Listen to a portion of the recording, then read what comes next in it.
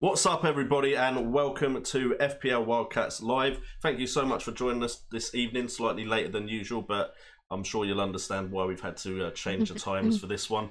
And I will pass over to Nymphria after saying please do share this stream out so everyone can come and join us in what should hopefully be a very fun stream. So over to you, Nym. Yeah, thanks, Jay, and welcome everyone to the show. It's an exciting show tonight as we're joined by FPL Dare in the WildCats Dare special.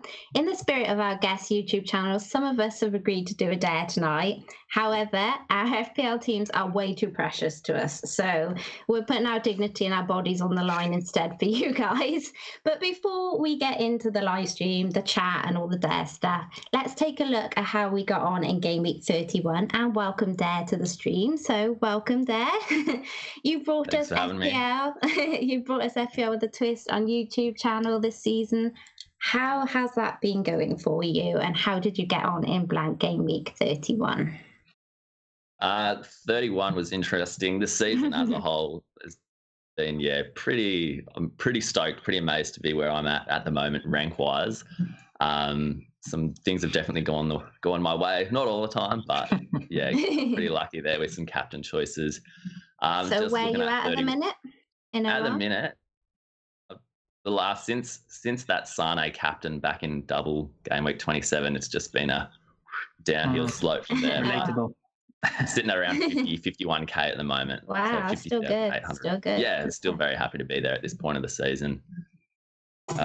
Looking at 31, I took a -8, got rid of Sane, and Punchin, and then bought in Madison, Fraser, and Hazard. So attacked, the blank pretty hard there, but worked out in the end, even though I only got returns from Madison with that free kick. But really happy, especially with his blank game week 33 fixture coming up, to get something out of him there. And then, the other player, the only other return was good old Captain Rondon doing it for me again 2 weeks in a row. Yeah. And him and Madison pretty much identical free kicks. That was pretty much my points. Everyone else got 2s except Fabianski with a 1-pointer. So it was only 40. But I guess for the blank, it was a red arrow of around 5,000 places, but could have been worse if I had Captain Salah or someone else there. So yeah, overall not too bad. No, sounds pretty good. Sounds pretty good. And I know that Brett would like to know how FPL Dare, the channel, came about. So a little bit about that. Yes, so I used to make videos for a rugby league super coach called NRL Supercoach over here. And that was pretty much inspired from watching FPL TV, Brett's channel, and FPL Tips, and all you guys doing, fantasy sport videos.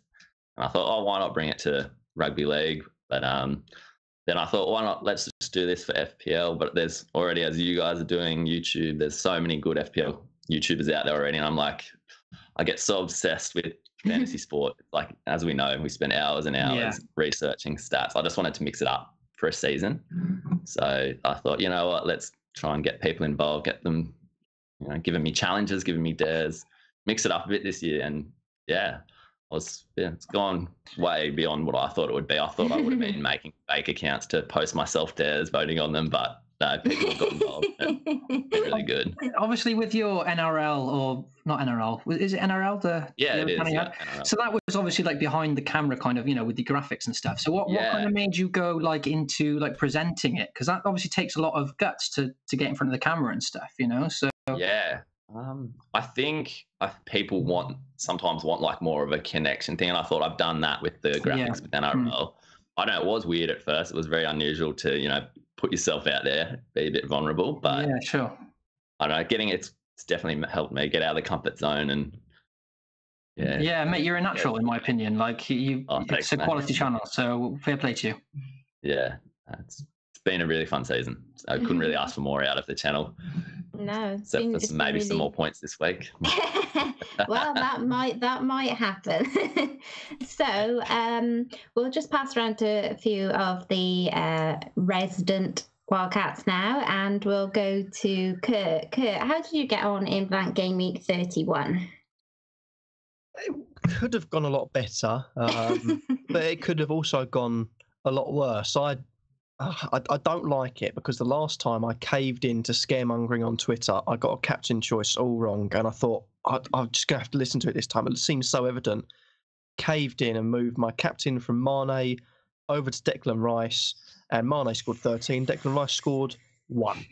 So that did not end very well for me, but I still ended up with 33 points, which any other game week would be terrible, but average of 26 moves me up now. I'm only 1,000 or 1,800,000th in the world, so rising ever so slowly, but it could have been so much better with a good game week here, even for the game week rank to be a bit up, but it was just sort of bang on average.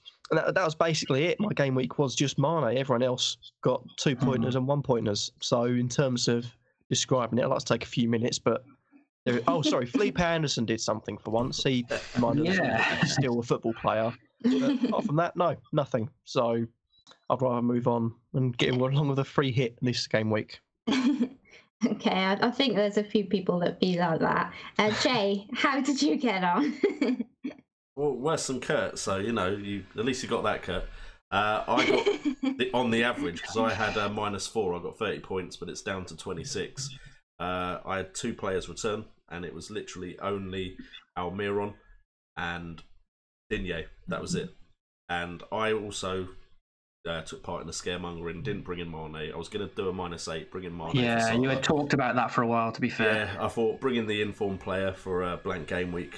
I probably would have captained him if I brought him in, and that is the difference between a good game week and a bad game week. And I think this game week I just will not be having a look at Twitter at all. I'll probably ignore Twitter completely, at least from probably Thursday onwards. I'll just not even go onto my Twitter account unless I'm posting. But 5,000 rank drop wasn't as bad as I thought it might be when I saw my scores coming in. So I'm around 20k. So still in a position to do something from this point onwards. And now is the exciting time. Free hits, bench boosts, all of that. So I'm excited now. We'll forget Gameweek 31. Okay, so Brett, did you do any better? Ironically, no, I did exactly the same. I got the exact same score as Jay this week, so that's not helping me catch him. So that's one plus. Yeah, that was my chance as well. Damn it. Annoyingly, in game week 30, the previous week before last, I had 39 points, which was pretty awful. And I thought, well, at least we're not going on stream. Great, I haven't got to worry about streaming after an awful game week. And then the week after, I've gone you tell us anyway. So 30 points, -4, so a 26-pointer. Yeah, just the 2 returns. So the first goal that went in was a noble penalty, and I had the assist from Lanzini about 4 minutes into the game or something. I thought, right, here we go. I've got an assist already, 4 minutes in. But yeah, the rest of the 3 o'clock kickoffs obviously brought in Vardy, scored in 3 consecutive games, to bring him in, he blanks, obviously. That was inevitable. 4-3 for West Ham, and obviously Lanzini with just the 1 assist, so he's been a bit of a bad differential punt, really.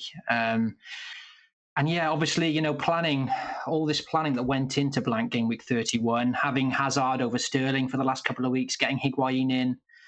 They both blanked against Everton anyway, So it's frustrating to plan so much and then it basically lead to nothing. However, the positive is, like Jay said, that people that free hitted in 31, there was no big points anywhere really, except for Rondon maybe, and those that maybe had Joshua King. There was sort of the 2 sides of the preparation, because there were players from the blank, the blank game week 31 players like the Rondons and Joshua King, but the ones that free hitting, not everyone had those players, So yeah, it was a very poor week, another 10k drop, but getting 26 points and only dropping 10k is actually not too bad. So just got to stress over this free hit team now and try and get some big points next week. Yeah, well, it seems to be the way on this stream. When all of you guys have a bad game week, I tend to have a slightly better one. So I actually... Oh, here we go. There's always one that has to gloat, isn't there? I'm not gloating. I don't think I can gloat with the amount of points I got. It's just slightly better than you guys. So a very small green arrow, by small I mean 4k. but still quite happy with that given the nature of the game week. At 41 points, so 37 minus my 4 points. So, it's still not a lot of points. I'm not parading over 60 or anything like that. But most of my team did pretty badly. Azpilicueta being the worst with 1 point. He's been an absolute waste of space since I bought him.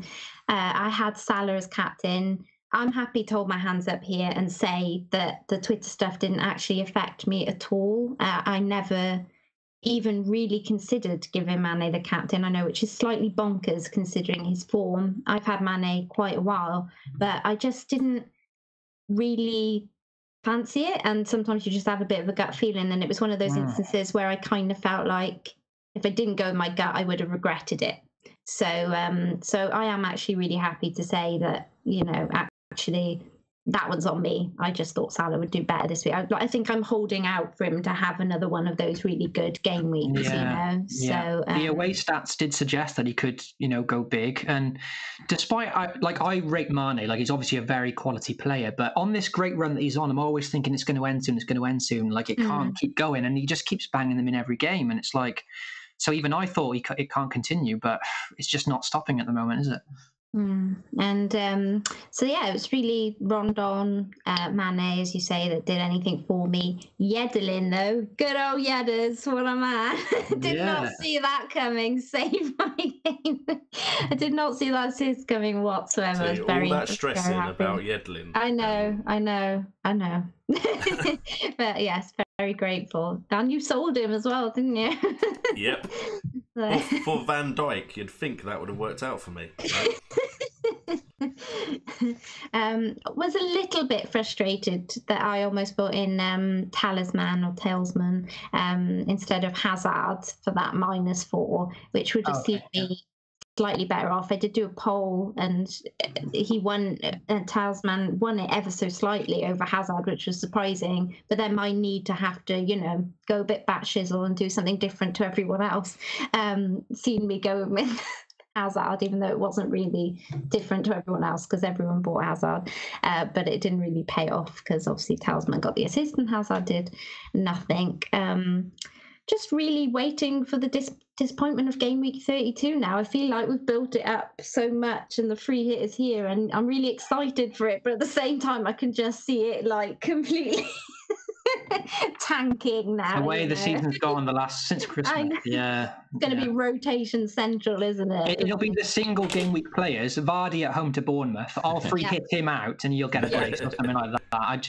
I'm looking at that Bournemouth fixture and I'm like, should I just keep him for the single week? Because he is still in form, It could be, yes. The hat trick. It could happen, I just think it's going to be one of those weeks where we all get double game week players in and the single game week players will still go big, So there is some nice fixtures that we haven't really paid attention to. Yeah, your Aubameyangs and your Lacazette. Absolutely. Yeah, cool. Okay, so shall we throw it out to a question in the chat and then we will grab our first dare. So first of all, we'll have a question from the chat. Yeah, there's a question from Marcus Logan, and he's considering some Chelsea players for the double game week. He wants to know which of Pedro or Higuain will most likely do the most damage out of those two. So kind of two out there kind of picks. Higuain's maybe the more popular of the two, but that's, he's not talking about Luis, Azpilicueta, Hazard. So Pedro or Higuain, any thoughts on those two, or any of those two in any of your thoughts for the double game week at all? Well, I've got Higuain in my team now, and I've had him for the last 2 game weeks, and I know that I cannot wait to sell him. So that probably doesn't help. He does get an epic amount of chances. And he's still up there on shots and efforts, but it's not normally long range, Definitely. It's a tough one because I think Pedro could be worth a shout. I remember just a few weeks back when we were on stream actually saying we need to keep an eye out for your Pedros and Willians. So this could be the time, I guess. But I don't know. I'm probably the wrong person to ask because I'm feeling a bit kind of disillusioned by Chelsea at the moment. I've had 3 of them the last couple of game weeks, and they've just naff all for me. So, so Dare, what do you think? I think the Agueros and even Kane's becoming more popular for this double game week. I think there's other people ahead of Higuain that is like becoming a differential there. It's just those fixtures. Like, I know Chelsea lost to Everton, but looking at Cardiff and Brighton, it just makes you blind to everything that's happened. In a sense, it's like, and it's like in one game against Cardiff, he could get a brace, and like that's pretty good for him in 2 games. Yeah, so you're right. But Pedro, I think this week with the doubles, the likes of just looking Sterling, Hazard, Pogba, people are even talking about like Delafeu and Pereira ahead, and your Milivojevic's, and I think there's a lot ahead of Pedro. But I just had a quick look. Pedro hasn't returned. He's got 1 return in 13 games, so I don't know. But then the fixtures, it's like it's definitely a risk if you. I think with Pedro, it comes down to what you just said about Higuain. Pedro could do the business in 1 game, which might then pay off. But with Pedro, it's always that worry that he doesn't play both, and with Willian or Hudson-Odoi coming into form, that kind of thing. What do you reckon, Jay? Has Higuain or Pedro come into your thoughts at all for the free hit? First, just so I don't come across as really negative, I just can't get behind the Chelsea options. I know what the fixtures are. You've been saying this before, haven't you? Even before the blank, you were saying nothing about me excites me about any of the Chelsea players. Even Hazard, I'm looking at thinking, I'm only really bringing him in just in case Chelsea do something. So, I mean, if I had to pick between the 2, it'd be Higuain, because I think he will play in both fixtures. I don't think Pedro is nailed on by any means. Like you said, you've got Willian, Hudson-Odoi. Pedro is a rotation player. If you're going for Chelsea attack, it has to be Hazard or Higuain. But like Dare said, you've got Aguero, you've got Sterling. I think if you've not got those 2 in, you're doing the free hit wrong. I think you've got likes of Pogba. You've then got a lot of other options to look at. Milivojevic has played, I think, for Palace in every game he's been available for. Oh, okay. So are we coming around to the Milivojevic way of thinking now, are we?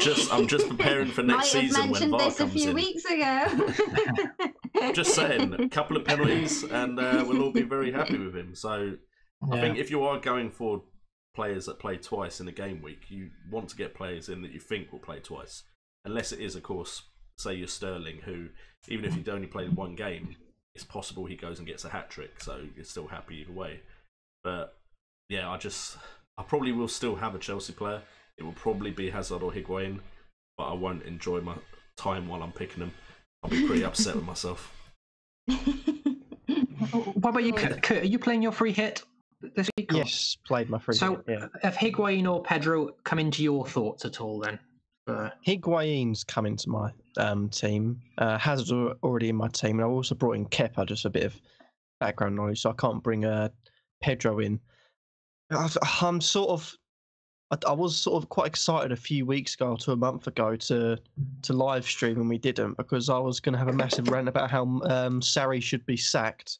That's now changed, and he's done all right. And all of a sudden, a disappointing loss against Everton has made me think he should be sacked. No, he should be sacked again. But the thing I can't get around is that I think they look poor against the bigger teams. But the thing that makes me sort of excited is, apart from the Bournemouth game, which was a horrific result, to lose like that, and I think it was pretty sure it was at home as well. To lose like that is horrific in any way, but home to Bournemouth, you shouldn't be happening. Away to Cardiff, home to Brighton. They're the sort of games that are a boring sort of Chelsea style of play. They perform well in, and all it takes is one chance of a Higuain goal, and all of a sudden the teams can't hold out for a draw. They've got to attack, counter-attacks open. That's what I'm praying on, hopefully. But I'm not too sold on Kane. Aguero had to come in, and for me, Higuain was the third best choice for this game week. So it's not sold on Kane. That's interesting. I did weigh it up, but I just can't see him having a good game week this week. That's probably where I'm going wrong. Ooh. Choices like that is why I'm just under 2 million. But you haven't bought my boyfriend in, have you? Oh God, if you've bought Aguero. Yeah, Aguero's in. Oh God. I do apologise. And if Brett's bought him as well. Oh, I'm definitely getting him. Oh, there's no chance. Of course. No. Aguero is an absolute essential. Aguero's going to get a red card, get it rescinded, and then get another red card to get -6 or something. I mean, on the might plus get side, if that Captain happens, Sterling. everyone has Aguero, so it's fine. Everyone's going to have Aguero. Yeah. Don't do it to my man. But no, I'm liking the looks of Higuain just for the fact they're two games against sort of lower league opposition. They should be controlling the game, getting the chances into Higuain, and all he needs is one chance, and he scored. Yeah, from those two, I'd have to go Higuain. If there was a genuine headache between those two, and I knew I wanted one of them, then I'd definitely go Higuain. I know he's more expensive, but I'm worried for both of them because I'm just concerned neither of them play both. That Pedro, I wouldn't bring him for a double game week because it's unlikely he'll play both, so it's kind of not as exciting, maybe a bit pointless. He could, like I said, and Dean said, they could deliver in one game, but I'd still want the guarantee that they're playing both, And Higuain, I don't know, I've owned him for a while, so I'm quite frustrated with him now. If the fixtures were the other way around, if it was Cardiff at home and Brighton away, that might tempt me a bit. But Cardiff away from home, like when Cardiff are at home, they're going to maybe put a better fight. They're much better at home. And then Brighton, when they go away, when they're not at their own stadium, they might tighten up a bit and try and grind out a draw. And Brighton can defend well on their day. So I know it looks fantastic, but maybe that's why everyone's looking at the defence rather than the attacking players. Bar Hazard, because obviously with the penalties and stuff. I'm not sold on either of them, to be honest. Pedro or Higuain, I can't see them making it into my team, Higuain especially.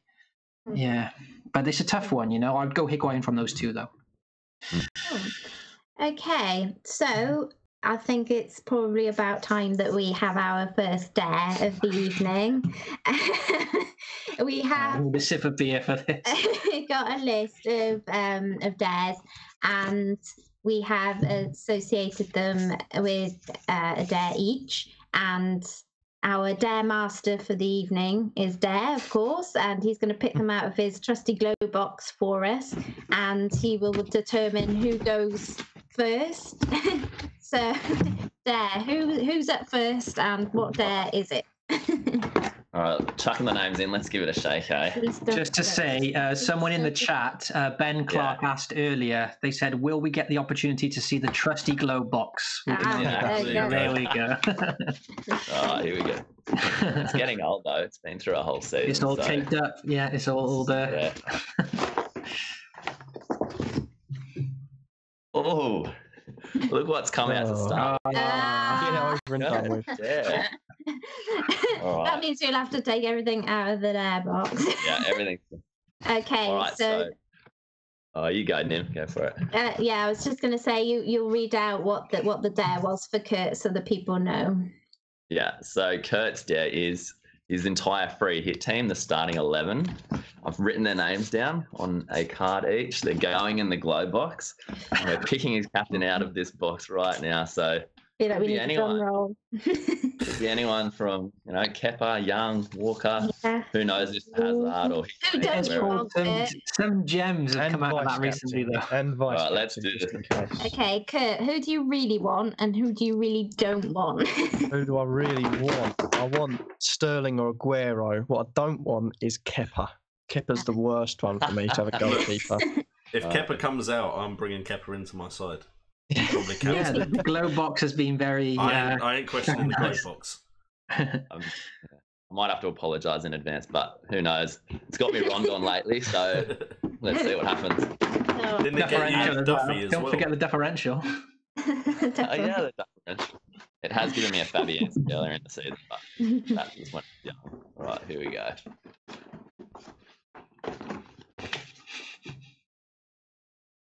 Oh no. Oh no. No chance, surely not. Oh goodness me. That's it, Schlapp's in my side. That's a classic Schlapp move. I'm definitely getting Schlapp up. I'm so sorry. Get on the Schlapp. You want a vice captain, or do you should probably go for vice captain just in case Schlapp breaks his leg. You watch, vice captain will be Aguero or Sterling. And... I don't even want to know if it's Aguero or Sterling. All right, here we go. Vice captain. That was the point. Oh, wow. Oh man. Yes.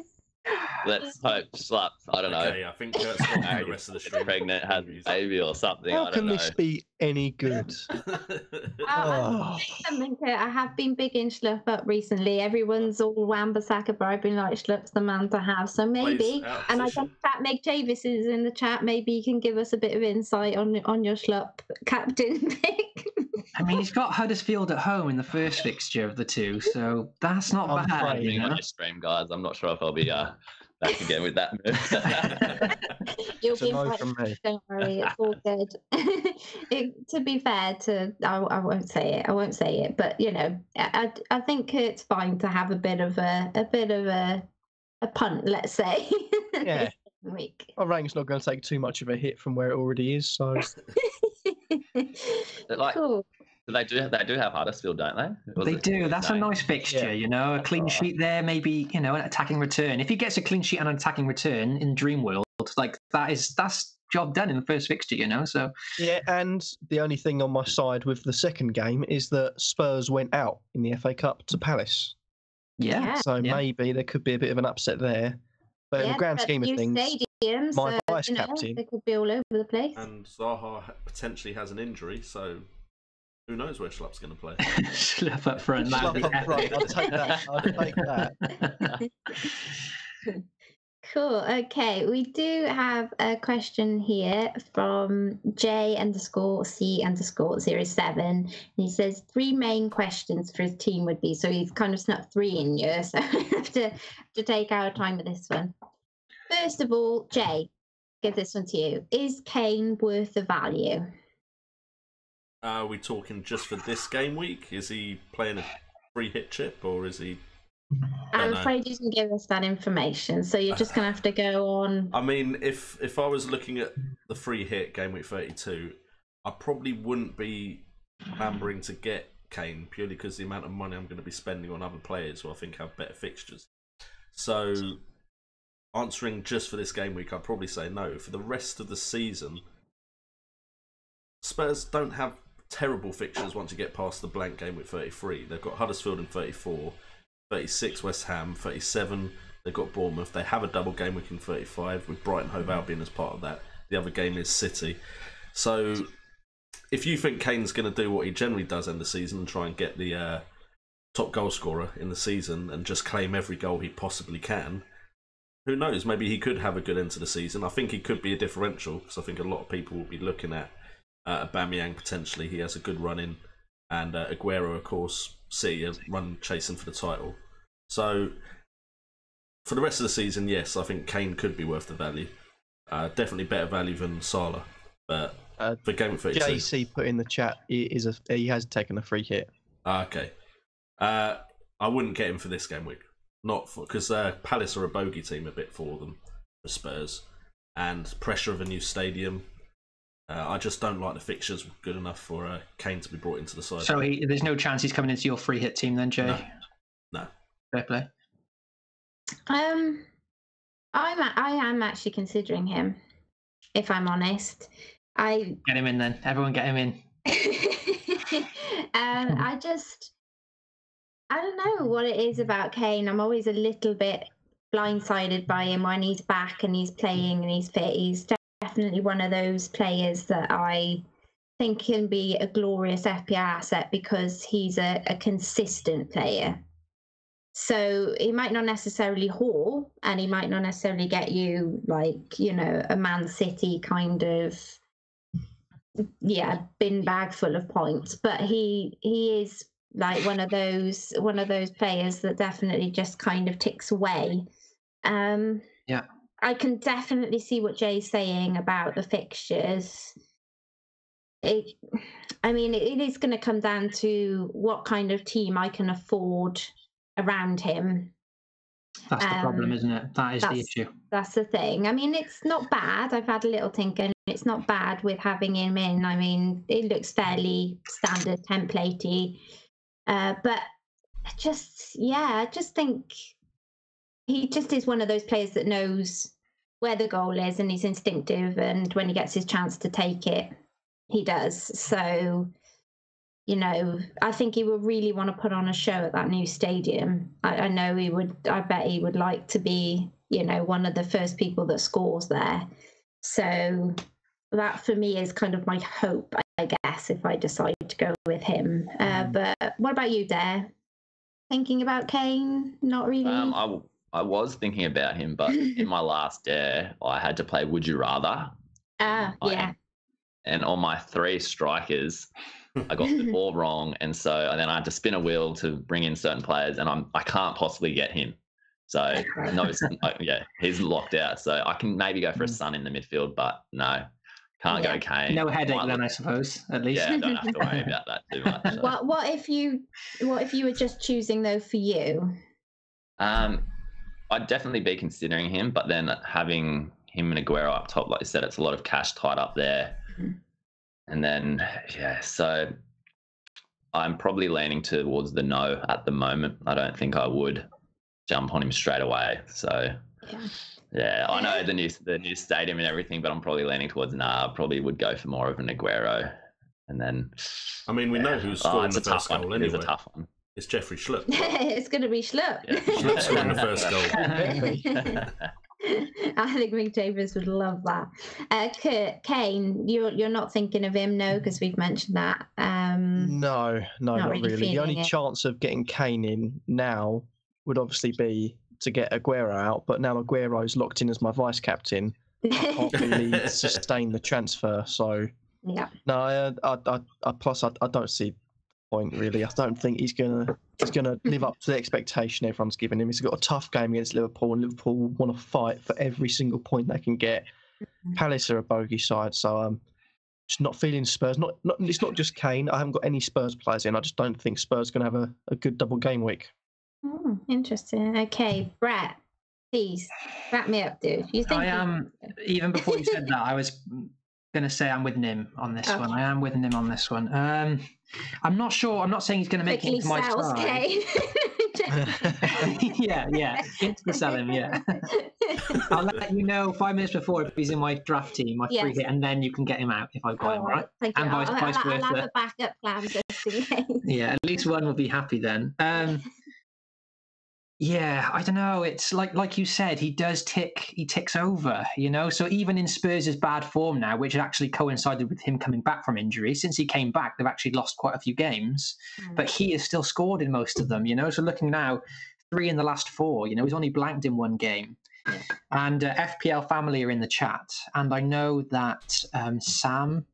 That's her name, right? Yeah. She brought in Kane a few weeks back, and now she's in the Streamers League. So I look at their teams, and I thought, wow, that's a bit of an out there move, you know, at that time, and he has ticked over for her, you know, which was a great shout. And it's just, look, I know we've had heartbreak double game week heartbreak with Kane last season with like the 1 pointer or whatever, but Dele Alli's back. They're slipping out of the top 4. You know, they're in 3rd now, but Arsenal are on the tail.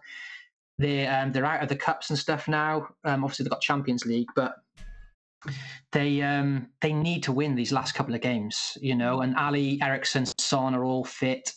I think Pochettino's going to want to win, you know, as many games as he can now. So yeah, away to Liverpool's tough, best defence, but he can always get a penalty. He's done it in previous seasons. He got a couple of goals against Liverpool last year, and then obviously Palace in the new stadium. Rightfully so, people are saying it's a bogey team. Those games end quite stale, you know, 1-0, 0-0, that kind of thing.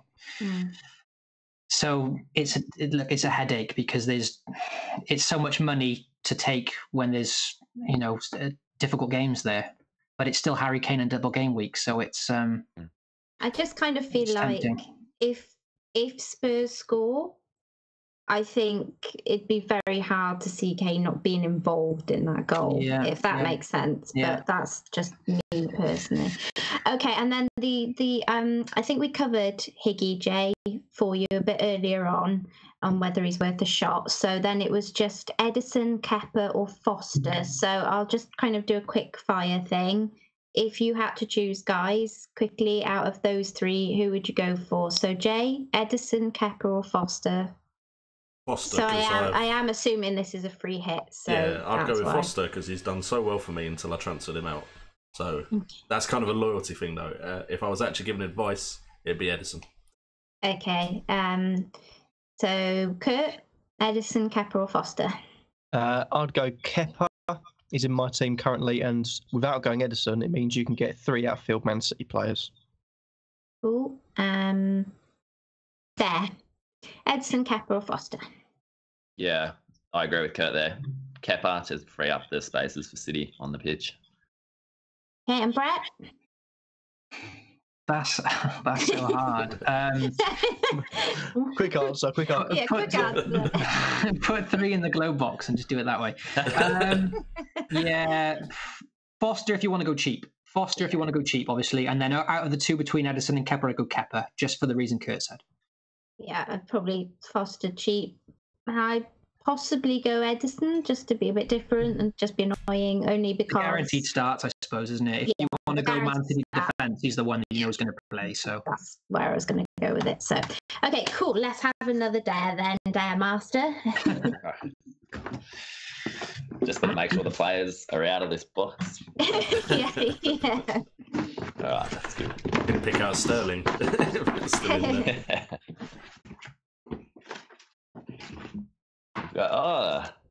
Your turn, Nim. God. Okay. So do you want to read out what my dare was for the people? So you need to get a bar of soap and sell it to the following Wildcats. So sell it to all of us as if the soap is the worst player in the FPL, or as if they are the worst player in the FPL, but you really want us to buy them in. So you've got to sell that soap. Okay, so I've got my bar of soap. Yeah, that was given to me as a present from my friends, so that's why it's a bit fancy. But it absolutely stinks of cedarwood. Anyway, getting on with the dare. This is going to be fun. That's a bad start. You haven't sold it to us yet. You're telling us it stinks. Get in the zone. Okay. This here is Jason. He can be yours for just 4.2 million. An absolute bargain. He is cheap. He plays almost no games, so it's super fresh. which means he guarantees you almost no points whatsoever. That's got to be better than -1 from Pogba, right? Come on. Also, don't let the red flag fool you this week. Puncheon plays when Puncheon wants to play, like he goes to the toilet, when he wants to. And so I'd fully expect to see him show up against a Palace team he is ineligible to play against. Yeah, he will. Oh, yeah, I forgot about that. He might argue with his manager. He might do, but that's just passion. Who doesn't want that in an FPL asset? Come on, we all want a passionate FPL asset. At 1.2% owned, he's an uber differential. Get your puncheons while stocks last. People. Disclaimer, puncheon will not play this week. A red flag is a serious thing, and Nim cannot be at fault for any damages to your FPL. He's already in my team. I don't know what I can do about that. There you go. It's coming in 35 for me when I use my bench boost. Brilliant bench don't fodder. do it. It's got to be cheaper. Omeo Romeo is much cheaper. Go for him. Cool. Good job, Nim. Thank you. I hope you're all going to go out and buy him now. Cool. Can we have another question from the chat, please? Yeah. Aman Dillon wants to know if he should opt for Batshuayi over Rashford. So I'm guessing he's got this one kind of spot for a 7 million-ish player for this double game week. So what do we think? Is the batsman on anyone's mind? Has anyone considered Batshuayi? Not seeing many suitors here. I know I normally name people, but I wanted to kind of put it out there to see if anyone... Okay, not sensing much love. So Jay, no consideration there? I mean, if you're comparing him to Rashford hasn't exactly had the best couple of last game weeks. We, of course, have seen that period where he was really in form as well, though. I mean, Man United have the better fixtures and are probably the better side. Batshuayi has looked in form, has scored some goals recently. I think will definitely be leading the line for the rest of the season for Palace. So, as your third striker, I can't argue against bringing in Batshuayi. If it was between him and Rashford, Batshuayi is probably the informed player. So, I'm probably not bringing either, but I'll probably lean just towards Batshuayi, to be fair. But that's probably because I'm looking at the likes of Pogba and Lukaku. Yeah, sure.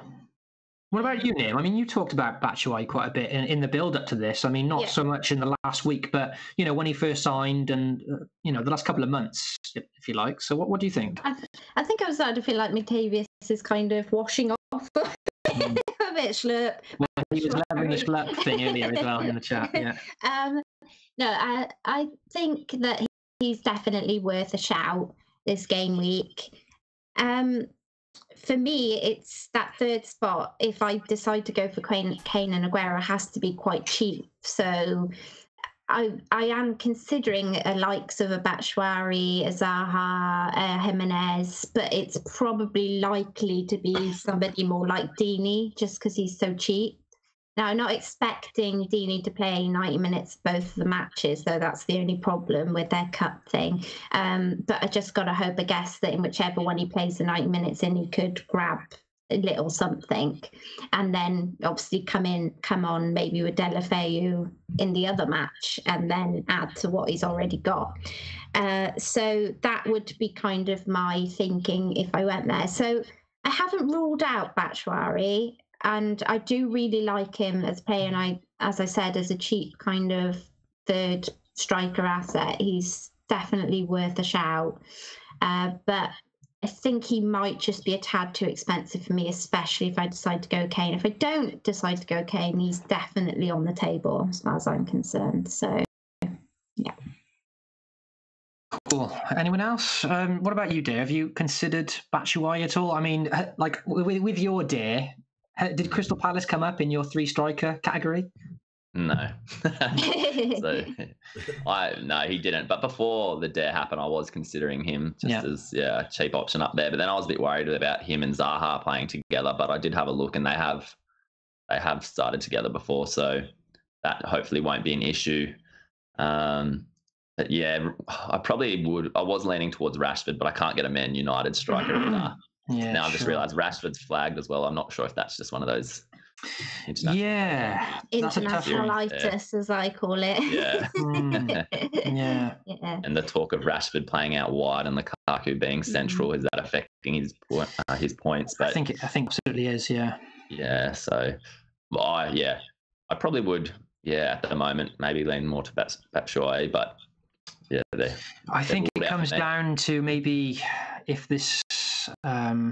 If Aman, who asked the question, is looking for a differential, maybe if you're chasing the pack, then maybe go Batshuayi, because he will be a nice differential this week. And it's obviously that Huddersfield at home fixture that we've kind of got our love drunk eyes on, especially with Huddersfield. They played well against West Ham and they still conceded 4 goals away from home. So away to Palace.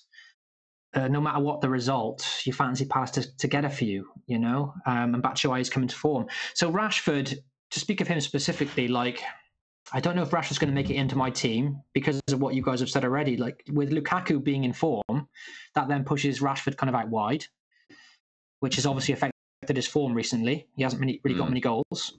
And also this injury worry as well, and look, there's still a while to go. We've got another week till the game week starts. So it could be a blessing that he's missed the international break because in a way, maybe he's injured, but he gets rested, if you like. Yeah. So that's definitely a wait and see on that to see if we get more injury updates. But it's like, I wouldn't want to be going into a double with a yellow flag, So I think I would edge Batshuayi right now. Bit extra funds, the Huddersfield fixture, in form. But both are decent choices. Yeah, I was just going to say, I mean, before he got flagged, how did dropped off a bit, right? Yeah, so since game 26, when he didn't play, Rashford 2 points, 1 point, 2 points, 2 points. So, I mean, He is definitely one of those players that can kind of hit another bump of form, though, isn't he? So yeah, he's the one I would. He's the player I would fear if I don't go without him, because I know he's going to be heavily owned, and it's similar to Pogba. I know Pogba's not in the question, but Pogba hasn't been in form either. Yeah. And, he's an expensive option. Lots of people are going to have him for this free hit. In almost all the drafts I've seen Pogba. And if I wasn't looking at Twitter, I probably wouldn't be so. I probably wouldn't go Pogba at the moment because I've captained him a few times in the last few weeks. -1, a 1 against Arsenal. Granted, he's been playing deeper, but I don't know. Like, is that kind of purple patch done now? Yeah. But then there's the worry in a double game week, will Rashford and Pogba light up again? And then, oh my God, I haven't got them in my team. So I would be going for Rashford and Pogba through fear, just through fear, not because I want them. That's my answer, basically. I don't want either of them, really, but I would maybe have them because I'm scared. A lot of people do, which is probably not the right thing to do, really. I've gone off fear a lot this season. It hasn't really paid off. So I think I need to just go with my gut. I know what you're saying, actually, because my gut reaction was to keep Mane this week and to play Mane because I genuinely feel like he will get returns in that fixture. And he's done brilliant for me since I've owned him, I think 4 game weeks in a row now, and I genuinely feel like he will be worth being one of the ones single game week players to stick with. And I've been really fighting myself with this. Like last season, I think when I used my free hit, I kept Salah and on a double gaming, and it worked out brilliantly for me. So I've been quite tempted to do the same.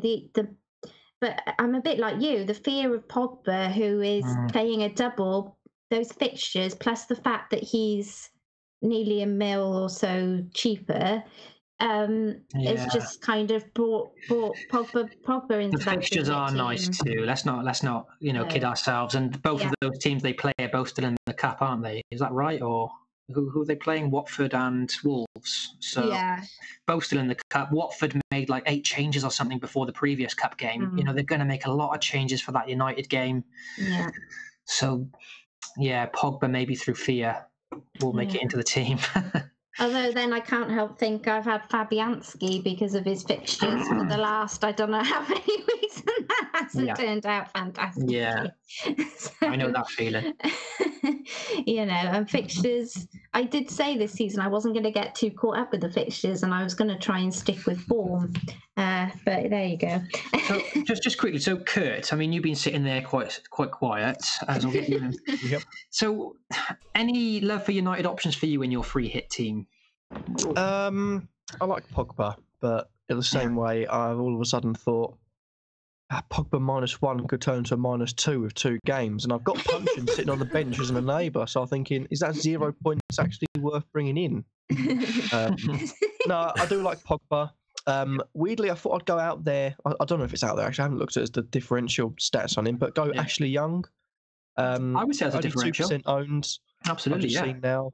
I do quite like the looks of him, and I think against teams that will sit back, or at least give him chance, if they're not sitting back to run at them from left back and potentially, or even right back, wherever he plays, and get crosses in from deep, I do feel like Ashley Young could be a worthwhile choice. And I've also gone with Jesse Lingard because Rashford's a doubt, Lukaku's a doubt, so many other players are a doubt. I think Lingard looks pretty nailed on to at least play in the 2 games. He hasn't played much recently, but I'm assuming he is fit. There's nothing saying he isn't fit, and I'm hoping he does play both games. But besides that, just Pogba's the standout for me, and it's just Lingard and Young. I've got the same little inkling for Martial this double game week. Obviously he's been injured, been out for a while, so no one talking about him. But he could deliver in those 2 games. So Martial could be a nice little punt as well. Depends on the sort of fitness, I guess. Cool. Shall we have another dare from the dare box? Alrighty, I've got mine over and done with now, so. Alright, I'll take your name snuck back in there. So we got. Sell us the soap again. I've only got 1 bar of soap. So that's Jay's, mine, and Brett. Alright.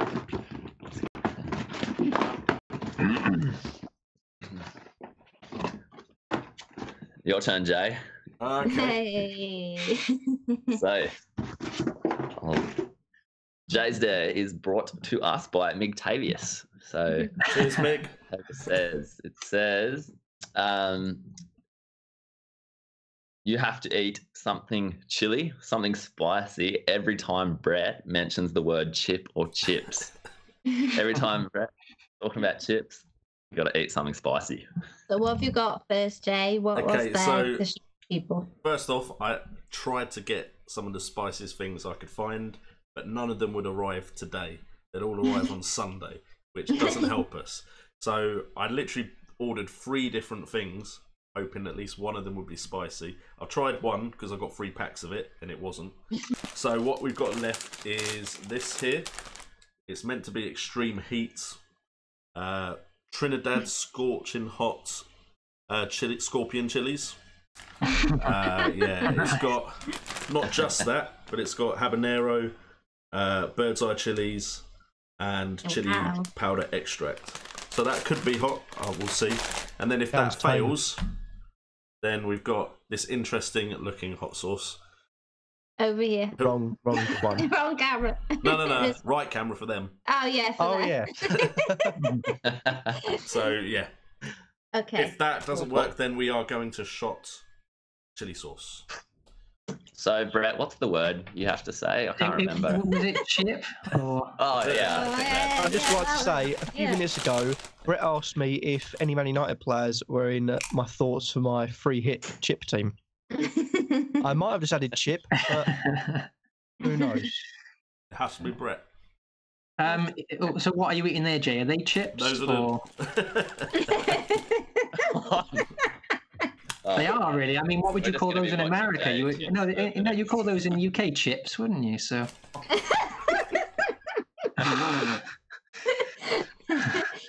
Are they hot? You know what? Level, yeah. They're disappointing. Oh no, it's gonna have to be the chili sauce. So the chips are disappointing, are they? See, this is the this is the thing with Jay. Like, I bet that for me and for like Brett and Kurt, probably for Dare, those crisps would probably knock our heads off. Yeah. Well, I've gone for about half of the shot glass. Oh mate, good luck. Cheers, buddy. Yeah. I don't want to tip it over my keyboard. Yeah, don't do that. Don't do that. We trust you. Oh. If he walks through this, I'm going to struggle to believe his. Oh, okay, there you go. Oh, that's not nice. No. That's not nice. That is hot. I'm going to have a bit of mercy now for a little bit. Okay, cool. We'll have another question from the chat, please. That If it comes to it, I Albert. have got something to cool myself down. Oh, nice. Just in case. I'm going to try not to use it, though. Okay. We've got another question from Marcus Logan. He says he can't believe he's saying this, but is Hazard a captain dark horse for the double game week? So Don't come straight to me, just for the record. Okay. So, Dare, you've got Hazard in your Dare team, haven't you? Or Yeah, I do.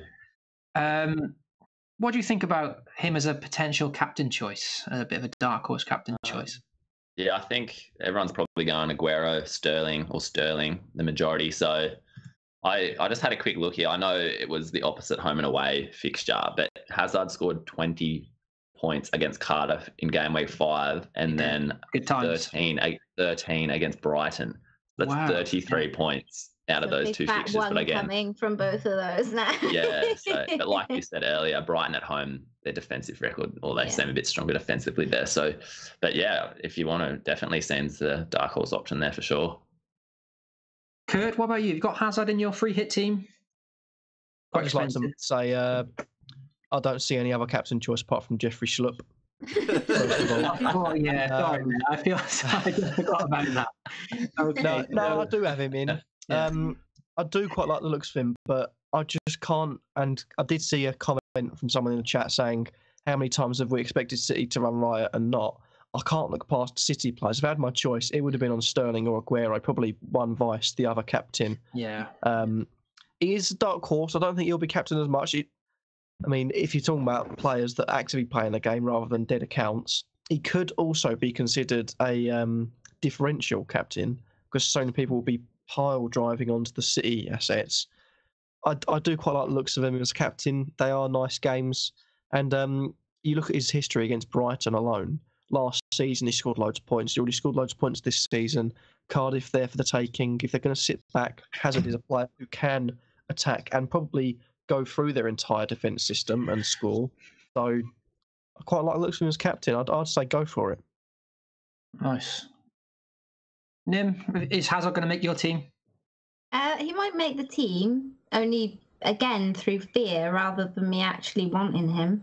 Actually, I might genuinely just sit down and do a free hit team that I would do based on form rather than fixtures, and just make a mental note. That could be a video, actually. See how well that actually does compared to what I genuinely end up going with, because I suspect I'll probably end up going with Hazard in my team. And no, it's just... No, I can't.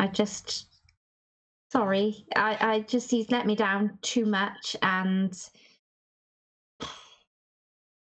yeah, I don't know what it is, but he I'm happy to take his. You do know what it is. Come on. You must know. You must know what it is. Because Aguero will be in my team, and I can't captain anyone other than my boyfriend. So I'm sorry. But it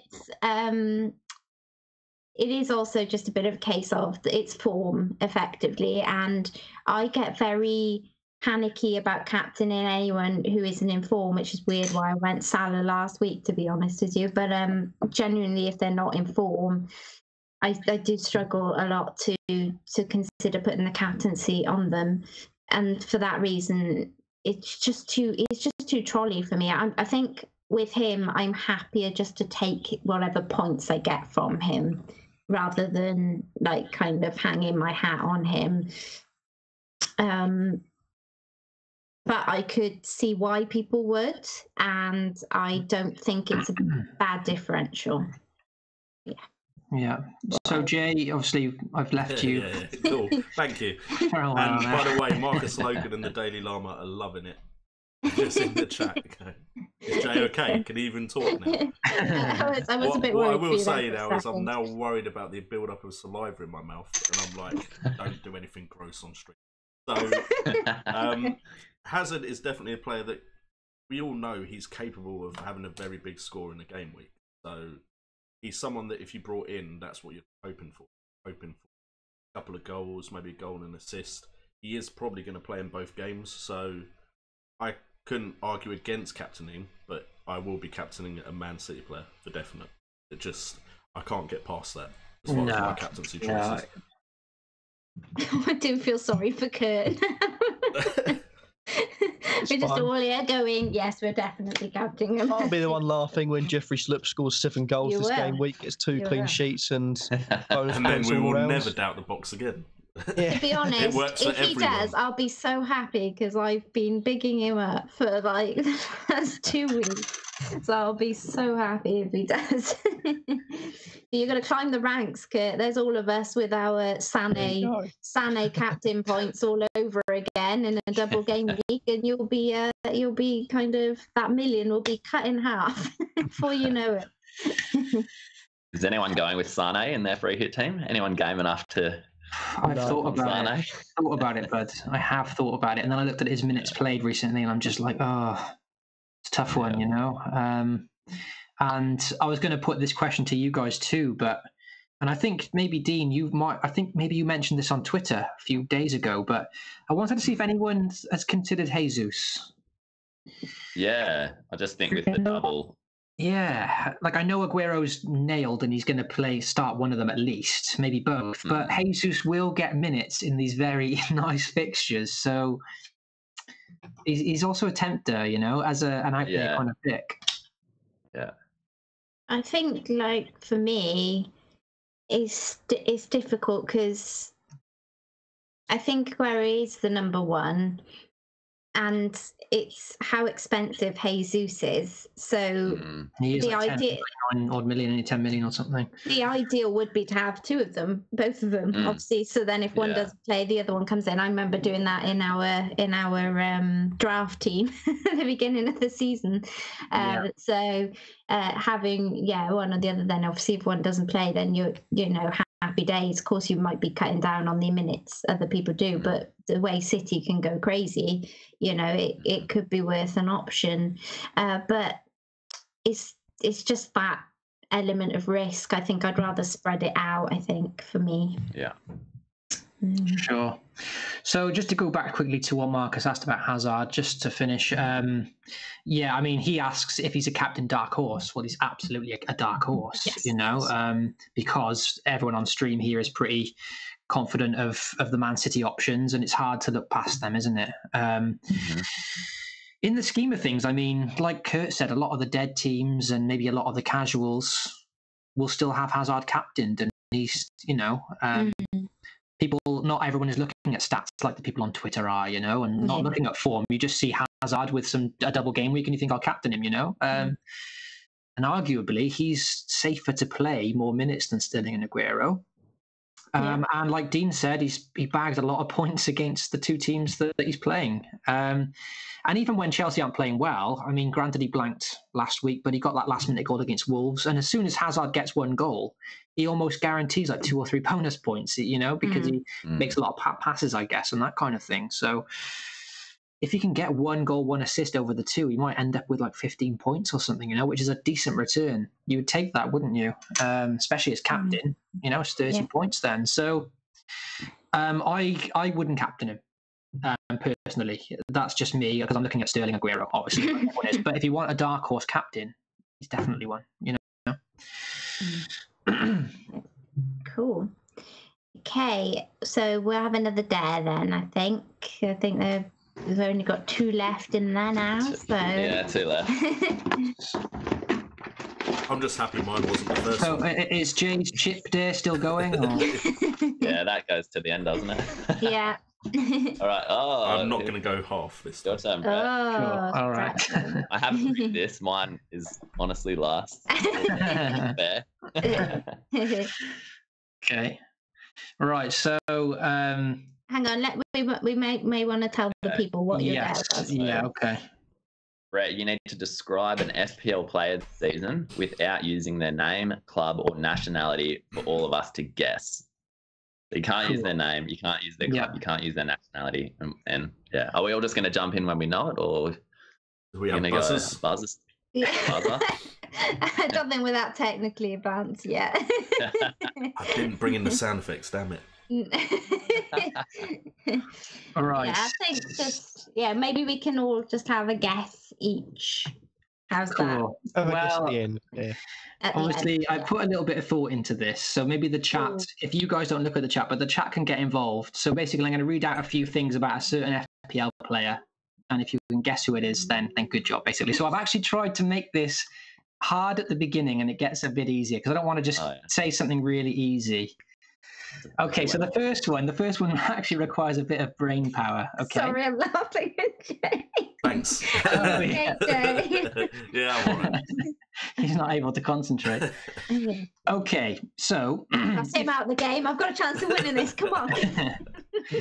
all right, so get your thinking caps on, okay? If I'm an FPL player and I score 1 goal, my team keeps a clean sheet, and I get all 3 bonus points, I would end up with 9 points. So what position do I play? So I score 1 goal, my team keeps a clean sheet, and I get all 3 bonus. I end up with 9 points. What position do you think I am? Do we shout now or? Yes. Oh, sorry. You're confusing me with numbers. Like my brain. Sorry, no, Kurt's got it. Midfield. Kurt's got it. It would be a striker. So 4 points for the goal, 2 points for the time played. I was never very good at maths. And 3 points. Obviously, the clean sheet was there to throw you off a little bit. So good job, Kurt. Okay. I have received the most bonus points this season. Ooh. So maybe you can shout out one name if you think, and then that's your only guess, and then I'll move on to the next one or something. Okay, Dan, who do you think it is? Who do you think it is? The most bonus points. One name each. One name. I'm thinking, I don't know, Bamiyang popped into my mind. I thought he was... Jay? No, looking at the chat. Aguero for high bonus points when he does get them. I think I'm gonna have a guess, but I think I know. Glenn Murray. I'm gonna go. Um, I'm gonna go Hazard. None of you are right. oh, Okay, the next Did one. we say he was a striker? Yeah, though? it's a striker, isn't it? Oh, a striker. Oh, crap. Because the questions are all about the same person. Oh, okay. Hang on. Let me have another guess then. No, you don't get another guess. No, you don't get another guess. No, you don't get another you guess. idiot. All right. I have previously played for Atletico Madrid. Raul Nothing? Jimenez. Ooh. I reckon Anyone Jay's else? might have got it.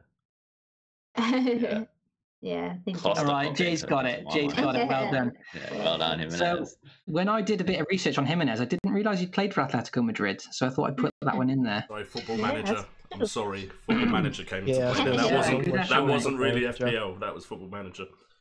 So yeah, Jimenez has got the most bonus points out of every player this season, which I found quite surprising. That's why I put that up there because I And didn't I didn't think. transfer him out. Yes. Also, just a quick, when I was doing some research with these players, I found out. Just say Chip again. Just to For shut that me comment. up. I'm getting For too that cocky. comment. Sorry, Brett's got to say it. Thank you very much. Oh, a few people. So Jared had Jimenez in the chat. FPL Doc had Jimenez as well, and so did JC. So good job, guys. Jeff Holt said Lacazette, right? And I was just about to mention Lacazette because when I was doing some research, I found that Lacazette has 11 assists FPL this season, which I was really shocked by that. It's the second most, joint with Hazard, and only 2 less than Sterling, I think. So Lacazette has the second most assists this season, which I thought was quite surprising. All avoiding him against Newcastle. Just saying. Yeah, Just absolutely. saying. Newcastle have the Edlins. No chance. He'll probably get benched No next week slump, after that assist. Okay, I got one here. At Sheriff 2 Scott has asked us 2 questions. The first is the double game week question. He says, is 3-4-3 or 3-5-2 with Kane better? Or is a safer bet to go 4 at the back? So, Kurt, what do you think? A 3-4-3, 3-4-2? So I'm assuming that's what he'd have to play if he got Kane. Or do you think he should go 4 at the back? I looked For the at double going game week. 3 up top, just because if it is free hit, I thought you got to get the most value out of it. And I think the attackers, they're going to be up there. They're going to be trying to score the goals, and they get 2 chances of scoring the goals. But I couldn't find 3 players I'd be confident in that both played double games. Granted, Brett did say earlier on the stream, you've got players like Vardy who've got a very favourable home fixture that maybe we're all ignoring with free hits a bit too much. But unfortunately, I'm too blinded by 2 games. So Yeah, so very, most very of us, to be simple-minded. honest, like, oh, shiny things. Yeah. it could be confirmed that they've written the script for that game and Vardy's going to score 7 goals. But I still think, yeah, but they've got 2 games to play.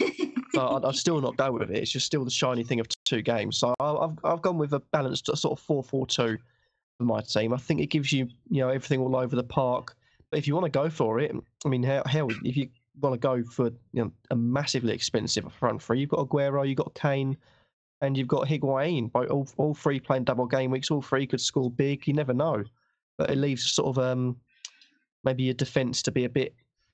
I can't think of the word, but maybe a bit sort of lackluster. Yeah, a bit at the back. But a balanced 4-4-2. You would need some cheap defence with those 3 up front.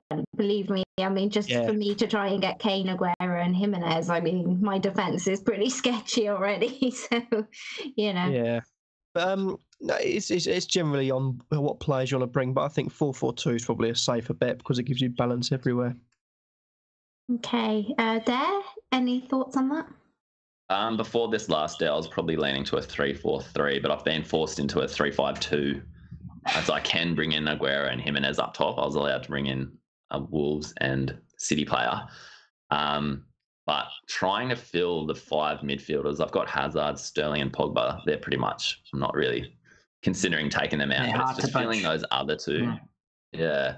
So I think Son has crossed my mind, but again, I'm not super keen on him. People have talked about Eriksen and Ali, maybe the whole new stadium thing, but I probably still would lean to going Kane as a Spurs player if I had to get a Spurs player. And then I don't know, like you've talked about Milivojevic, maybe they'll get a penalty against Huddersfield. Delafeu, maybe just jumping on their Fulham fixture, that second game there. Yeah. But I'm leaning to a 3-5-2, but probably go a 3-4-3. And I just would find it easier to find 3 strikers than 5 midfielders at the moment. Cool. Jay, anything to add to that? And I'm not really adverse to either. I mean, value for money wise, this season, I'd probably argue that if you'd got the 5 right midfielders during the season and transfer them in and out at the right times, you're probably looking at more points than you'd be getting from the right strikers at the right times. The strikers are more explosive, but the kind of team you can build when you build a strong 5-man midfield has benefited a lot of people this season. So for me, I'd say if you really want someone like Kane, and then you are going to go with someone like Aguero as well, then you're probably forcing your way into a 3-5-2. But I wouldn't necessarily say that's a bad thing. If you think Kane and Aguero are the ones to own, then go with the 3-5-2, because there's plenty of options in midfield that could score good points. Cool. And Brett, anything to add to that? When there's a double game week, I always just naturally, not that it's the best thing to do, but I always naturally lean towards the most attacking way, so the 3-5-2 or the 3-4-3, I would always find it hard to put 4 in defence, just because I get so excited by the potential attacking returns that I would always try and put out the best, most attacking team I can, And that's not to say that 4 at the back isn't the wrong way to go, because there are some fixtures there, like we said with Chelsea, that maybe they're not firing all cylinders, but they've got a couple of maybe potential clean sheets there against Cardiff and Brighton. But yeah, I would always just go 3-5-2 or 3-4-3 personally to try and take advantage of the attacking returns, really. And just to maximise your chip strategy, right? Yeah, exactly. to get out of my free hit chip, basically. I can forget that. He did have a non-double gaming question as well. He sold Jimenez last week. He says he guessed he did great since game 1. But is it better to invest in others now? Is it a clever move? So, just say that again. Say that again, then, just quickly. Jimenez, is it? Yeah, he sold him last week. Okay. And he's had him since game week 1 and only just sold him, and he's wondering whether he should get him back. I think for the double game week, he's saying it's a clever move. But I guess he's thinking about the cup a little bit as well. Yeah. So. Well, firstly, fair play for having him from game week 1. Yeah, that's great. That's brilliant to have him at 5.5. So I'm assuming he sold him at probably like $1 million in profit, and now to buy him back, he's probably having to pay a lot more, which is annoying. I think if he sold him already, I don't think he's now worth the 7 million that it'll cost him. Not that he's not worth that in general, but for this week, because he's still in the cup, that would worry me that he starts both, So to pay 7 million for him now when you've just sold him for maybe 6 million or something. If you really want to go for him, I wouldn't let you put you off. But I just think there's no guarantee he plays both now, so maybe it's best to opt for someone else. Yeah. I think maybe go with your gut a little bit. I mean, if you really think Jimenez is going to do brilliant in one of those matches, then if you're going to really regret not having him, then I guess it's like it doesn't matter how much he costs, because that's how I felt when I saw Salah and we brought him back in. It didn't matter how much he cost at the time. I was just going to pay it to have him back. So, I mean, if you can afford it with the rest of your team in a free hit where you can move everybody about and you really want him back, then go for it. But do be aware, like you said, of the cup, because that could cause some rotation and stuff. Yeah, so. The thing is, the reason I didn't sell Jimenez was for that reason, because I had money tied up in him. And obviously then I didn't want to then, for the double game week, to pay much more. But even though I've kept him and saved money on him now for this free hit, I'm still thinking to free hit him out.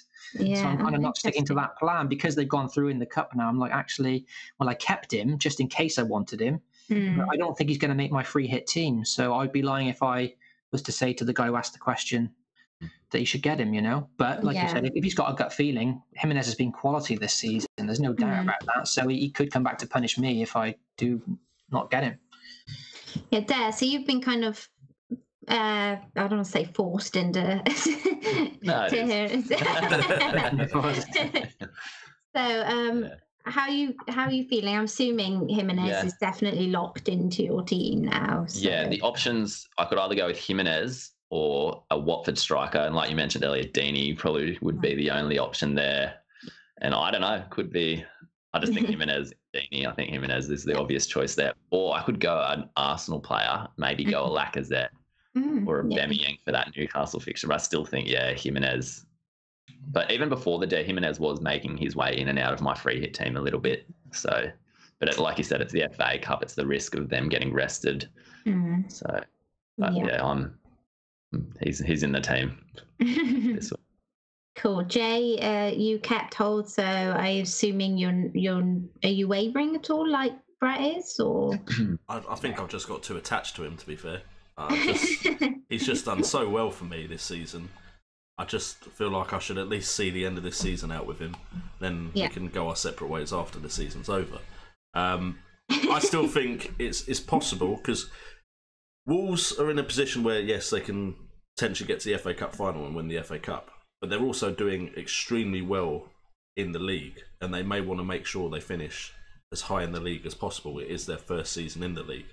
And who do you play up front for them other than Raul Jimenez? And be confident of winning the game. I don't really look at any of their other options and think, play them up front. So I'm fingers crossed, hoping he plays them both. I think so I probably will keep that him. he has been rotated in games, and other people have played up front. But like you said, it's then whether or not there's confidence that those people will, return. I mean, he may not start Jimenez with the other people. I can't remember who it is, but somebody else up front, and then obviously only bring Jimenez on if he really needs to. But the likelihood is that he'll just out of probably need interest, to. do you know when the last time he played less than 45 minutes was? Gameweek 16. Oh, okay. So I'm remembering quite far back. 22, he played 45 minutes against Manchester City, but I believe Bolly got sent off. So they may have done something there to bring on another defender. So he's actually quite regularly. That's the only time he's actually played less than 45 minutes the whole season. Yeah. Hopefully he can chip the keeper. I was fully focused on answering the question then, so I was not expecting that. You caught me off guard. I'll tell you what, to make you feel better, I'll have one of these sour sweets along with you, because I hate sour. So guys, you guys are going to have to handle this stream after. Because taking a shot of hot sauce is the same as a Haribo sours. But I don't like them very much. To be fair, I like hot sauce, so I suppose Nim's in the worst boat. Although I don't generally shot it. Yeah, I was going to say, the facial expressions. Yeah, it's not fun. The problem is the lips are burning now. That's the worst thing. The rest goes away like slowly, but the lips are just like, nope, we're still here. Could you another question in the chat, please? Yes, there's a big question. It was more of a discussion, I think. So Jack N, quite early in the stream in the chat, was discussing between Sterling and Aguero, who to captain, basically. He's debating between the two. So let's assume, a lot of us have talked about Sterling and Aguero, right? So who's edging it for you guys, basically? So I'll kind of run through each of you. So Nim, I can see I'll give you a bit of chance to finish your sour sweet. So Kurt, obviously you're stuck with Jeffrey Schlupp as your captain now. Yep. But if you didn't have I think I'm going to tweet Schlupp, that every day. if you didn't have Schlupp, would you go for Sterling or Aguero for this double game week as your captain? Yeah, I wouldn't know. I've been pretty set on doing my free hit all this game week. After doing it, I can't really choose between them because they're both in the dream team. They're both some of the Sterling highest with a hat trick scores. tonight as well. Yeah, no, that's appetizing. And don't know if Aguero's in the Argentina squad, but they're beaten 3-1 by He's not. Venezuela. Oh wow, he's rested, so Maybe they should have brought him in. He'd scored three. I mean, Sterling looks lively, and I think Sterling, whereas Aguero, you know what you're going to get. Sterling just keeps on improving, and I think you consider last season, 18 goals, 17 assists. That's an all right season for Sterling. That's a fantastic season. He's now on 15 goals and 13 assists. He's not got much to do to eclipse that. I think he will eclipse that. Hat-trick in his last game before the end of the game, before the international break. Scored 3 goals in that at home to Watford. Hat-trick for the England national team in the first game. Still got another game to go. And he gets 5 days rest before hitting Fulham, one of the leakiest defences the Premier League's ever seen. And then hitting Cardiff at home at the Etihad. Again, one of the weakest defences in this season. I think Sterling, he's red hot in form. He's having a fantastic time of things. Gets a lot of stick in the papers, wrongly. But I think tonight he showed he's in the form of his life. So I think I'd probably have to go Sterling. I've talked myself into Sterling if I could captain or vice captain. Hat-trick tonight, obviously hat-trick in the previous game as well, at home to Watford. And then obviously having scored that hat-trick, subbed after 64 minutes. So a nice little bit of luxury, bit of rest there, rather than playing the full 90. Jay, what about you? I'm assuming you're going to have both Aguero and Sterling, as most of us are, in the 3 hits. So who's your captaincy leaning towards? I'm leaning towards Aguero because he's not playing during the international break. So to me, he's going to be the one that goes into it the most fresh. And again, it's against Fulham and Cardiff. So I'm worried that Pep might rest Sterling for one of the games, just with Champions League in mind, FA Cup in mind. He's playing in, I'm assuming he's going to play in the other England game. Fair enough, we did get subbed off early. The game was won quite early, which for those that want to captain Sterling is a good thing. But I have a feeling Aguero is the one I need to go for. Cool. Nim, do we need to even ask? Well, I'm just going to put this out there that the Globe box chose him as Aguero as the vice captain. So, to me, that's good enough. I mean, if you're going to follow the Globe box, there was someone came out first. Yes. But... Come on, it's the way. But it was never going to be anyone other than Aguero. I don't think, anyway. I mean, unless I hear some news about some injury or something like that might risk it. But I think it's a difficult one. I can absolutely see the appeal of Sterling. I definitely want him in my team, not only in my free hit, but for the rest of the season as soon as I can get him. So I could definitely see the appeal and why you would captain him and the extra points from being midfield and all those sorts of things. But I don't know. I don't know what it is exactly. I just think Jay's right to some extent. I feel like Pep's been he's made some statements now this season where I'm just kind of hoping it means Aguero is nailed in the next couple. So yeah, sure. So, Dean, obviously in your last video you saved Sterling because you got the correct answer, didn't you? Which you were pretty chuffed about, obviously. And now you've got the chance to bring in Aguero as well. So I'm assuming you're going to have both, right, for this game? Yeah, I'm going to have both. Do you get to choose your captain, or is the day kind of... I do. That's lovely. Good. So perfect. So who are you sort of leaning towards between those two then? At the moment, I've got it on Aguero. But I don't know if that's just because when I get the chance to have my own choice, I just want to go with the person who seems the safest or that the majority are going to go with. But yeah, I'm going to be umming and ahhing over this one, I think, up to deadline. I guess I'll have a look at the next international game, how many minutes Sterling plays. And I don't know, Sterling is... I feel like it's like if I didn't have him in my team at all, I'd be very worried. But having him in, even if he goes big, I feel like, I've got those points there. I think the safe option is to go with Aguero. I guess Sterling, because his ownership, he will be a bit more of a differential. So you kind of, by captaining Aguero, maybe he is the safer one because throughout the game, he will be captained more. You would assume, So, Jay, just quickly, obviously with England, so they played tonight, which was a qualifier. Now, is their next game a friendly? Love to tell you I know the answer to that, but I don't. Because obviously I know Wales played. So England playing 2 qualifiers are they in this break?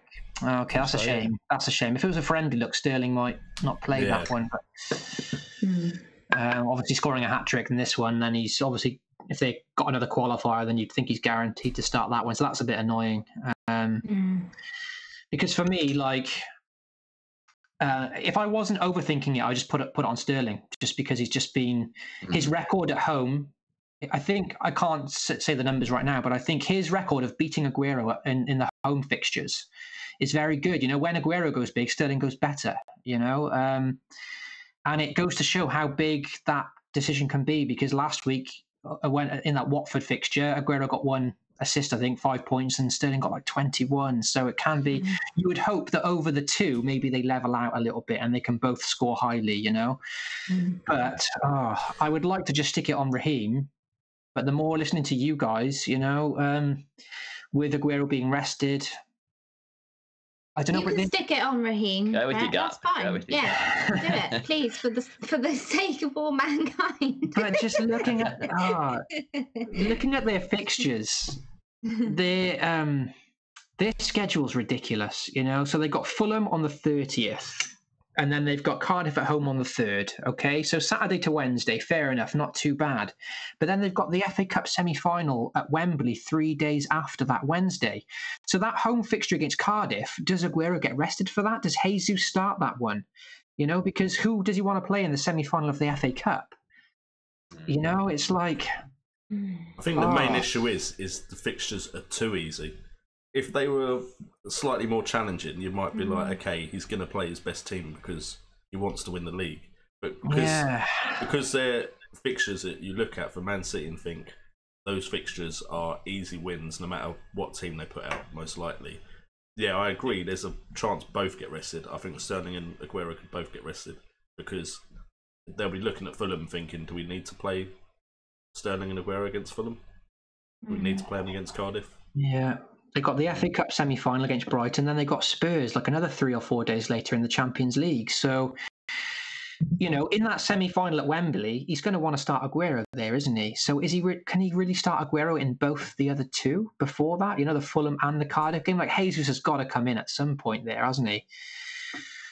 It's such a headache. Someone in the chat, Marcus again is in the chat, and he says, didn't Raheem get rested after the last international break? So I'll have to go and research that, because maybe after the internationals.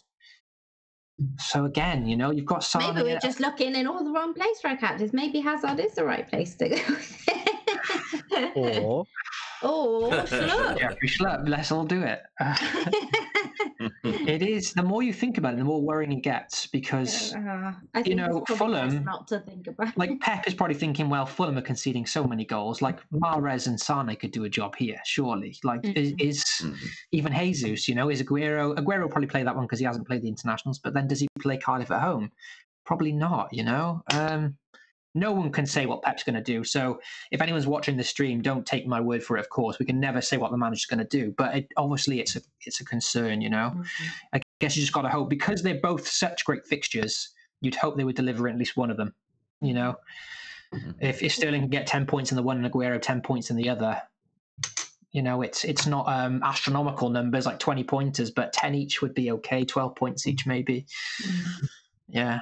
Tough one. I just wanted to ask there, I watched your video and I noticed that you put Sane in as soon as you got excited that you could have another midfielder. So I know we touched upon him earlier, but you didn't really get a chance to kind of talk about him.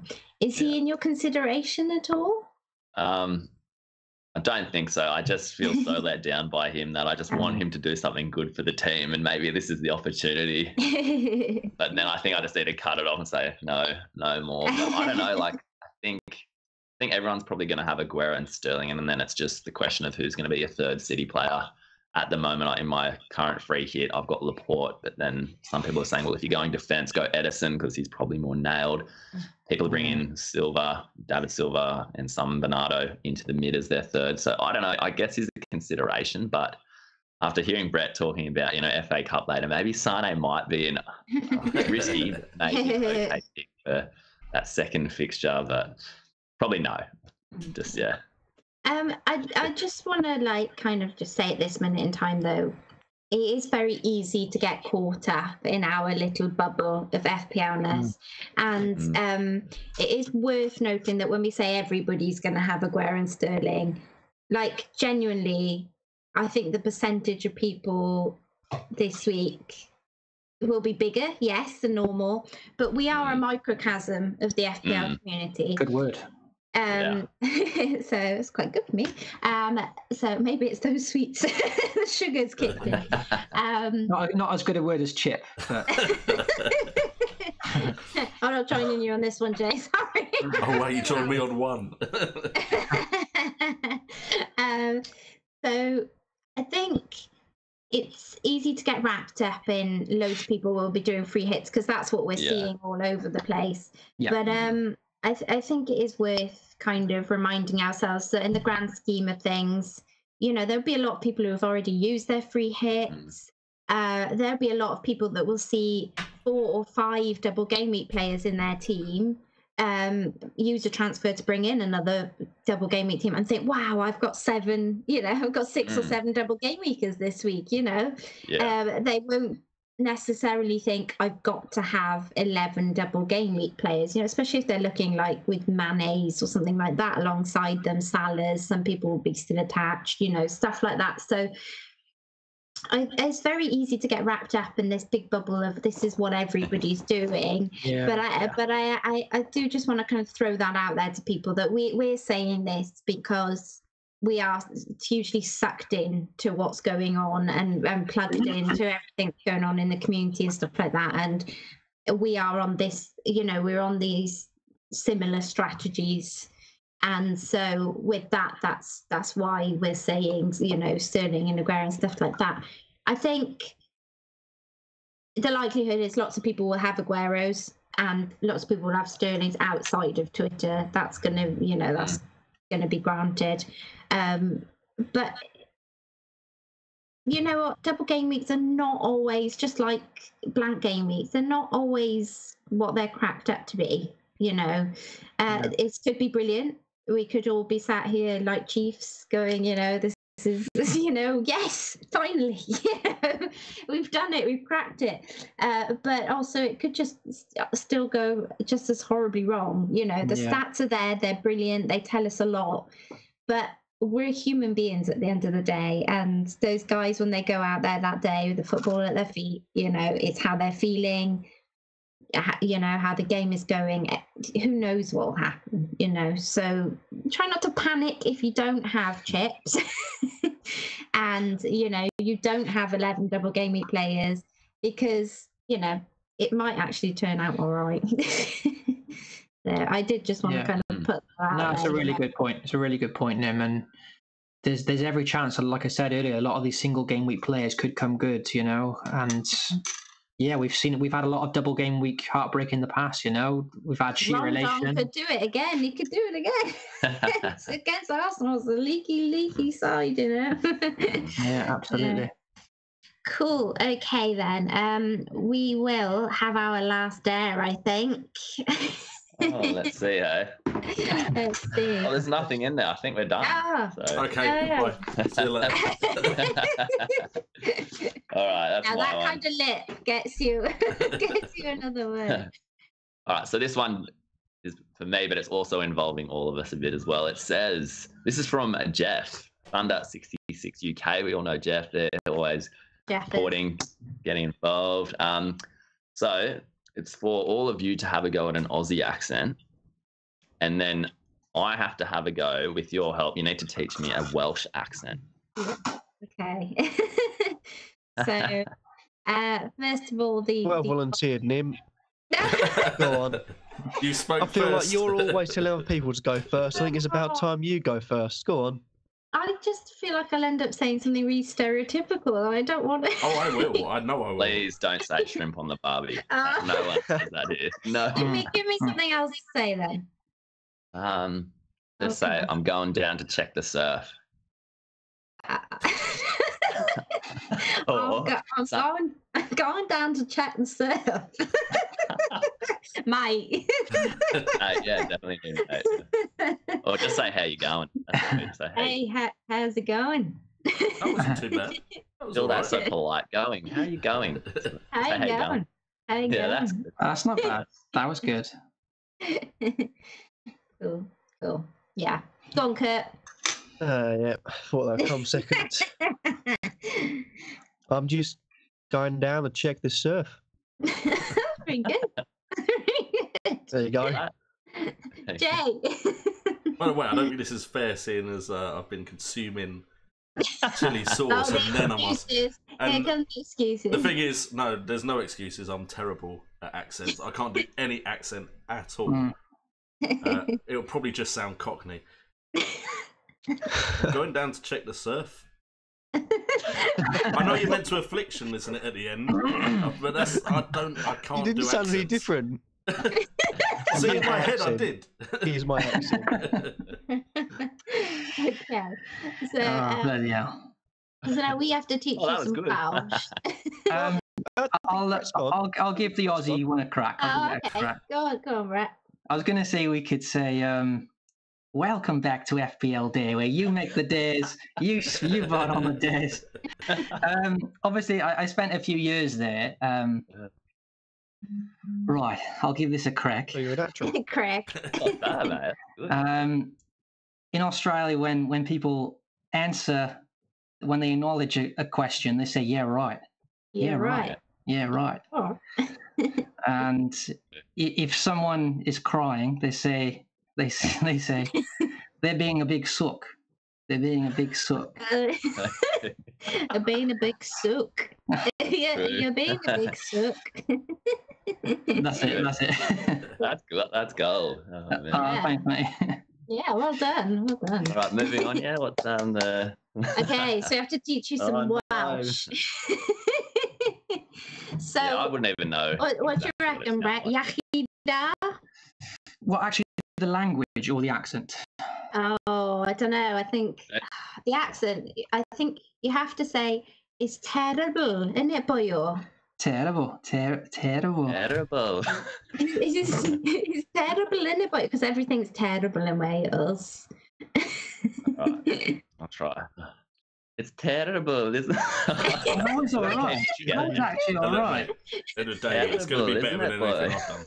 Like, even though I'm Welsh, like I can't really do a Welsh accent that well, but it's like it's always like elongating a particular syllable of a word. Oh yeah. So like an easy one, to be honest, is to be honest. Yeah. To be honest, like, FPL does my head in, like. It does my head in. Does my head in. Terrible. Head in. Oh, yeah. Well done. Okay. I don't know, did we have polls tonight, Jay, or did that go out the window? Yeah, I kind of did them midstream. Okay, so we'll have one more question then while Jay's pulling up the polls. One last good one, Brett. Okay, let's have a little look. There is, right. I'm not going to do it to Jay. There's a few with the magic word in, but he's had enough of that now. Okay, so Ilias, I don't know if I pronounced that correctly, but Ilias, we talked a little bit about Milivojevic earlier. Mm-hmm. So he's in a lot of drafts at the moment, isn't he? I'm seeing him a lot in Twitter at this sort of 6.5 million bracket. Milivojevic is quite popular. So has anyone here got him in the free hit draft at the moment? And maybe we should just talk about him and his prospects for this week. So no one feeling it. No one's feeling Milivojevic. I think he's actually in my side. Yes, he is. Oh, there we go. Okay, so Jay, why don't you start then? What's the some of the polls there, Jay? Oh yeah, no, carry on, Jay. You carry on, mate. Carry on. So obviously he's in a lot of drafts, but for these penalties, isn't he? He's sort of in there in the hope that Crystal Palace win penalties. And I was looking at a stat the other day on Twitter, and like the amount of penalties that he has gotten in the last like 2 or 3 seasons, like Palace get a penalty every like 4 games or something absurd, which is to second in that list is like 1 in 9 games for maybe Harry Kane or something like that. So, even last season he was like he was banging in so many penalties, wasn't he? And week after week. I don't know. He's the kind of player that I won't put in because I think, well, statistically, how likely is he going to get a penalty, And then he ends up getting one and then everyone gets rewarded. And I get really annoyed because I'm like, I always feel like, oh, it's a penalty. That's so jammy, Yeah.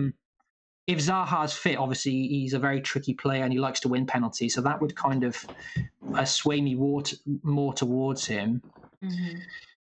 He's obviously, so Nim, he's a player you've been speaking about for a while. Yeah. So is he going to make it into your team, Milivojevic, do you think? Milivojevic. I cannot say it like the internet tells you how to say it. Milivojevic. So yeah, I have a particular mini league player friend who has Milivojevic in their team, and every time I feel like I'm doing a bit better in the week and I'm getting a few more points than him, Milivojevic ends up taking a penalty and getting 3 bonus points, and then suddenly he's gained another 2 points. So it's hugely frustrating. I'm not going to rule him out.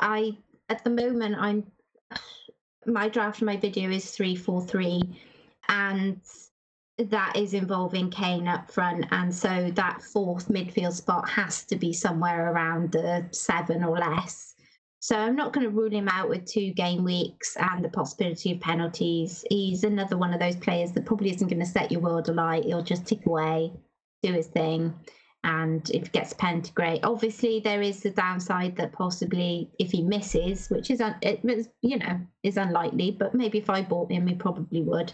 If he misses, there's the minus point aspect, so you do have to consider that as well. I mean, the thought of him scoring from open play is slim. I think it's rare, yeah, it is rare. So I think when it comes to weighing him up against somebody like Deulofeu or Jota or all those players that probably could easily miss out because of the cup, but just that I fancy them in less minutes to do something else, is probably why I'd lean there. But I think I wouldn't rule him out on a wild card if I was going to have it for the rest of the season. Have him for the rest of the season, I wouldn't rule him out.